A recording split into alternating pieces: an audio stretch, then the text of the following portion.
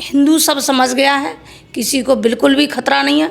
खतरा अगर हिंदू को है तो भारतीय जनता पार्टी से है और दलित परिवार के हैं तो उनके ऊपर बुलडोजर चला के उनके घर पर हमला करना है, ये लोकतंत्र की एक तरह से हत्या करना। सांसद के ऊपर इस तरह से हमला होता है तो आम नागरिकों के कैसे सुरक्षित रहेंगे, उनकी कौन सुरक्षा करेगा, ये मुख्यमंत्री योगी आदित्यनाथ जी बताएं। नमस्कार दोस्तों, आप देख रहे हैं सच 24 लाइव। मेरा नाम है जितेंद्र कुमार। दोस्तों, जिस तरह से राणा साहा के नाम पर देश की राजनीति गरमाई हुई है और उसमें सबसे ज़्यादा प्रभावित है उत्तर प्रदेश, और जिस तरह से उत्तर प्रदेश में लगातार बयानबाजी चल रही है और लगातार रामजी लाल सुमन को टारगेट किया जा रहा है। उसके बाद समाजवादी पार्टी की जिलाध्यक्ष हैं अलीगढ़ से, उनसे बातचीत करेंगे, उनका क्या विचार है, उनकी पार्टी का क्या विचार है। तो नमस्कार जी मैम। नमस्कार, मैं लक्ष्मी धनगर, जिला अध्यक्ष समाजवादी पार्टी अलीगढ़। मैम, जिस तरह से इस समय पर पूर्वजों को लेकर राजनीति की जा रही है और एक बयान आया है रामजी लाल सुमन का जिसमें उन्होंने राणा साहा को गद्दार बताया है, उसके बाद लगातार बयानबाजी हो रही है, इसके बारे में आपके क्या विचार हैं? देखिए, इतिहास को तो किसी को भी नहीं कुरेदना चाहिए और जिस दिन मुख्यमंत्री आगरा में मौजूद हैं उनकी नाक के नीचे बुलडोजर चलाकर एक वरिष्ठ हमारे सांसद के घर पर ये हमला बोलते हैं, ये बहुत ही निंदनीय है। ये पीडीए का हिस्सा हैं और दलित परिवार के हैं तो उनके ऊपर बुलडोजर चला के उनके घर पर ये हमला करना है, ये लोकतंत्र की एक तरह से हत्या करना है। तो जिस तरह से हिंदूवादी संगठन लगातार प्रोटेस्ट कर रहे हैं और ये कह रहे हैं कि हिंदू को बांटने की कोशिश की जा रही है समाजवादी पार्टी के द्वारा, क्योंकि ये दलित और सवर्णों को लड़ाना चाह रहे हैं, ऐसा है क्या? ऐसा कुछ भी नहीं है। ये भाजपा, भारतीय जनता पार्टी ध्यान भटकाने के लिए रोज़गार से, बेरोज़गारी इतनी, महंगाई इतनी चरम सीमा छू रही है, इन सब से ध्यान भटकाने के लिए नए नए हथकंडे अपनाती है, नए नए जुमले लेकर आती है और इस तरह के काम करते हैं। मैडम, जिस तरह से आप कह रही थी पीडीए परिवार का मतलब ये है कि पिछड़ा, दलित, आदिवासी, लेकिन आपके इस पीडीए में सवर्ण कहाँ पर है? पीडीए का मतलब है पिछड़ा, दलित, वंचित, आदि आबादी और पीड़ित अगड़ा, ये सब पीडीए के अंतर्गत आते हैं और पीडीए परिवार समाजवादी पार्टी को सपोर्ट करता है और इस तरह के इनके षड्यंत्र को नहीं बर्दाश्त करा जाएगा। समाजवादी पार्टी हमेशा से परेशान लोगों के साथ, किसानों के साथ, महिलाओं के साथ, युवाओं के साथ में रही है। तो जिस तरह से राजनीति चल रही है एक बयान के चारों तरफ, और उस बयान को लेकर अब भी रामजी लाल सुमन अपना स्टैंड पर स्थिर हैं और वो ये कह रहे हैं कि मैंने कहीं पर भी कोई गलत बात नहीं कही है और मैं माफ़ी नहीं मांगूंगा। तो आपको क्या लगता है, इस पर माफ़ी मांगनी चाहिए या नहीं मांगनी चाहिए? देखिए, इतिहास को तो किसी को भी कुरेदना नहीं चाहिए।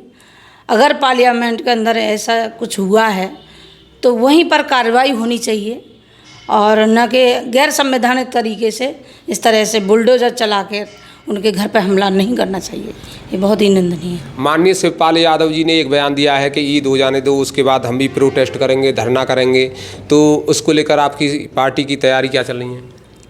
देखिए, ये तो हाईकमान का जो आदेश होगा हम उसका पालन करेंगे और इतना बड़ा हमला होने के बावजूद उन्हें ऐसे ही छोड़ दिया गया, ये भी बहुत गलत है।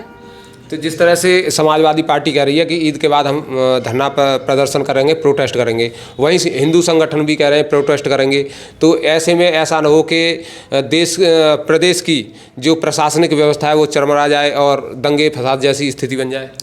देखिए, समाजवादी परिवार हर धर्म, हर जाति के लोगों का सम्मान करता है, चाहे किसी भी जाति के हों, किसी भी धर्म के हों, उनकी आस्था की हमेशा आदर करता है और पीडीए परिवार हिंदू परिवार है और उसमें सब धर्म के आते हैं, हिंदू, मुस्लिम, सिख, ईसाई, सभी धर्म के लोग आते हैं, सबका सम्मान करता है और सभी लोग समाजवादी पार्टी को सपोर्ट कर रहे हैं और 2027 में निश्चित ही समाजवादी पार्टी की सरकार बनेगी, माननीय अखिलेश जी मुख्यमंत्री निश्चित ही बनेंगे। तो जिस तरह से उत्तर प्रदेश की राजनीति चल रही है, माननीय योगी आदित्यनाथ कड़े नियम बनाने के लिए जाने जाते हैं और कहीं पर भी उपद्रव होता है तो वहाँ पर कड़ी कार्रवाई देखी जाती है, लेकिन अभी जो आगरा में स्थिति बनी उसके बाद जो कार्रवाई हो रही है उसके बारे में आप क्या कहती हैं?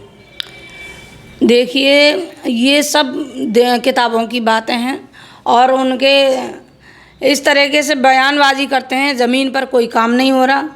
आप देखिए, लगातार ऐसी घटनाएं होती हैं, कोई कार्रवाई नहीं होती।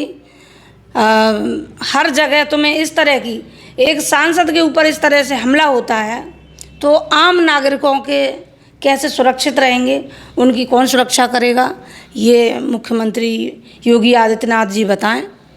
आम जनता कितनी परेशान है। क्या मैम, जिस तरह से हिंदू संगठन कह रहे हैं कि हिंदुओं को बांटकर राजनीति की जा रही है, क्या 2027 में आपको लगता है कि हिंदुओं को बांटकर समाजवादी पार्टी सरकार बना सकती है? देखिए, ये केवल हिंदू मुस्लिम करके ध्यान भटकाना चाहती है भारतीय जनता पार्टी। ये काम पर बात नहीं करेंगे, काम पर बहस नहीं करेंगे। कितने यूनिवर्सिटी खोल दी, कितने स्वास्थ्य के लिए चिकित्सा खोल दिए, ये इस पर बात नहीं करेंगे। कितनी बेरोजगारी है, किसान कितना परेशान है, इस सब को छुपाने के लिए ये हिंदू मुस्लिम करते हैं। और अब हिंदू सब समझ गया है, किसी को बिल्कुल भी खतरा नहीं है। खतरा अगर हिंदू को है तो भारतीय जनता पार्टी से है, जो भाई भाई को आपस में लड़ाने का काम करते हैं। तो मैम, जिस तरह से आप अलीगढ़ में लगातार उस फील्ड में रहती हैं और वहाँ पर जाकर लोगों से मिलती हैं, तो लोगों की प्रतिक्रिया क्या है राजनीतिक स्थिति को लेकर? जी, लोग समाजवादी पार्टी के कार्यकाल को बहुत याद करते हैं और इस वर्तमान सरकार की से छुटकारा पाने के लिए लोग पूरी ताकत के साथ अपने वोट का उपयोग कर कर इसे हटाएंगे, समाजवादी पार्टी की सरकार बनाएंगे। जिस तरह से एसओजी की 7 टीमें गठित की गई हैं, लेकिन अभी भी कोई भी व्यक्ति पकड़ा नहीं गया है, उसके बारे में आप क्या कहना है? ये तो आप देख लीजिए, आप तो हर जगह जाते हैं तो एक सांसद के इतना हमला होने के बावजूद, उनकी जान को खतरा होने के बावजूद भी कोई कार्रवाई नहीं हुई। आप सोचिए कि आम जनता कितनी परेशान होती है और कोई कार्रवाई नहीं, उनकी तो कोई बिल्कुल भी नहीं सुनता। जब सांसद के ऊपर हमला हुआ है तब कार्रवाई नहीं हुई, तो आम जनता की तो बात छोड़ ही दीजिए। क्या ये जो प्रोटेस्ट हो रहे हैं, इनके पीछे किन्हीं छोटे छोटे नेताओं की महत्वाकांक्षा है?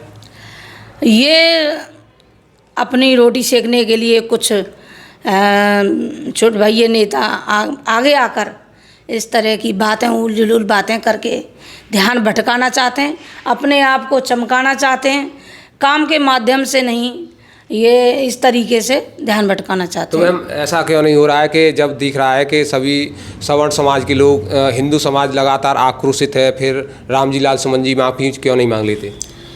देखिए, ये उन्होंने पार्लियामेंट में जब कहा है तो सदन में ही उनके खिलाफ कार्रवाई होनी चाहिए और एक संवैधानिक तरीके से उनके बात जो लोग रख सकते हैं। गैर संवैधानिक तरीके से इस तरह से बुलडोजर चलाना बिल्कुल अनुचित है। मैम, जिस तरह से अलीगढ़ में ट्रिपल इंजन की सरकार चल रही है, लेकिन आप विकास को लेकर लगातार सवाल उठाती रहती हैं, किस स्तर पर विकास नहीं हुआ है अलीगढ़ में? मैं आपको अभी लेकर चलती हूँ, इतनी बदहाली है कि गलियों में कूड़े का अंबार लगा हुआ है। थोड़ी सी बारिश होती है, अलीगढ़ जलमग्न हो जाता है और ये स्मार्ट सिटी के नाम से करोड़ों करोड़ों रुपए का ये गमन किया गया है। तो बस पूरा इन्होंने पूरे कार्यकाल में लूट खसोट करने का जनता से काम किया है। तो मैम, अगर आपकी सरकार 2027 में बनती है तो आपके क्या बिंदु रहेंगे, उन पर विकास कार्य किया जाएगा या फिर सुरक्षा को लेकर क्या होगा? समाजवादी पार्टी की सरकार आएगी, बेरोजगारों को रोज़गार मिलेगा, किसानों को कर्जा माफ़ होगा, पहले भी करते रहें, कन्या विद्याधन जैसी योजनाएं, महिलाओं की सुरक्षा और सड़कों से लेकर हर व्यवस्था की जाएगी जो आम जनमानस की ज़रूरत की साधन होते हैं। अलीगढ़ की जनता के लिए एक मैसेज? मैं अलीगढ़ की जनता से कहना चाहती हूँ कि ऐसे लोगों से बिल्कुल घबराने की ज़रूरत नहीं और बिल्कुल विचलित ना हुई। समाजवादी पार्टी, पीडीए परिवार आप सबके साथ हैं और एक साथ मुट्ठी बांध कर खड़े हो जाओ और इस दमनकारी सरकार को जड़ से उखाड़ फेंको। समाजवादी पार्टी की सरकार बनानी है 2027 में। जय समाजवाद, जय भारत। तो हमारे साथ थी समाजवादी पार्टी की अलीगढ़ से जिलाध्यक्ष लक्ष्मी धनगर जी, जिन्होंने अपने विचार व्यक्त किए। जिस तरह से उत्तर प्रदेश में राजनीति गर्म है राणा साहब के ऊपर बयान को लेकर और रामजी लाल सुमन को लेकर। तो हमारा वीडियो देखने के लिए आपका बहुत बहुत धन्यवाद। नमस्कार।